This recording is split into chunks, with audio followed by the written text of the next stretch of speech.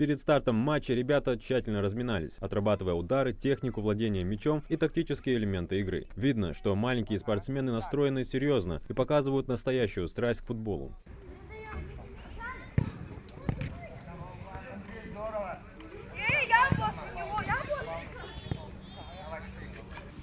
Пасы готовили мы, удары готовили. Тренировались очень долго.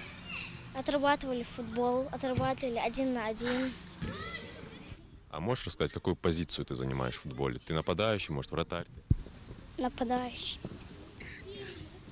И тебе нравится быть в роли нападающего? Да. А вот вообще есть футболист, на которого ты равняешься? Может, тебе кто-то нравится из футболистов?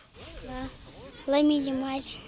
Матч начинается, и уже на первых минутах команда РЗ в бело-синей форме демонстрирует отличную технику и слаженность действий, открывая счет. Игра развивается интенсивно, обе команды демонстрируют желание победить, выкладываются на все 100.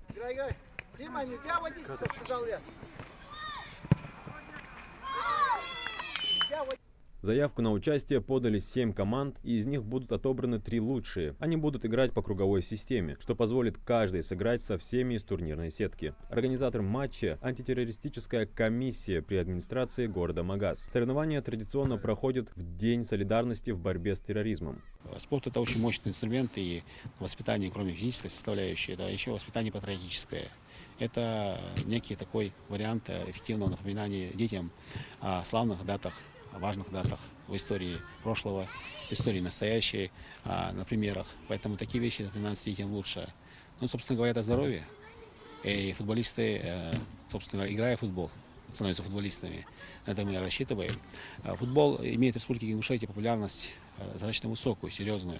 В этом турнире первое место взяла команда РЗ, набрав 9 очков. Гамурзиева второе. Динамо-1 Магаз на 3-й строчке. В качестве призов для участников подготовили кубки, медали и грамоты, символы признания за усердие и командный дух. Этот турнир не только спорт, но и важный символ единства и противостояния терроризму с помощью спорта. Маленькие футболисты показывают, что борьба за мир может идти и через честную игру, дружбу и взаимопонимание.